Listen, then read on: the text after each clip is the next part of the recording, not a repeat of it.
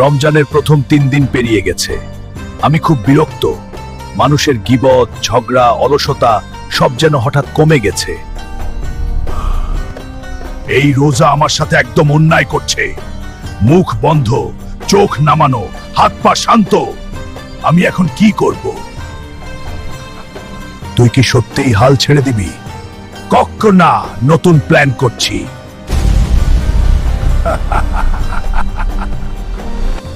আমি ওদের রোজা রাখতে দেব, কিন্তু স্বাদটা নষ্ট করে দেব। ইফতারে ঝগড়া, তাহাজ্জুদের আগে ঘুম, কুরআন পড়তে গেলে নোটিফিকেশন। সবচেয়ে বড় অস্ত্রটা এখনো ব্যবহার করিনি। ওদের মনে ঢুকিয়ে দেব, আরে রোজা তো রেখেইছি, এখন একটু গুনাহ করলে কি এমন ক্ষতি?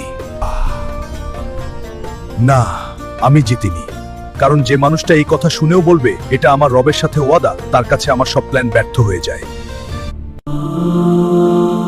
আল্লাহ আমাদের সেই কম মানুষদের দলেই রাখুন আর শয়তানের ধোঁকা থেকে হেফাজত করুন। আমিন।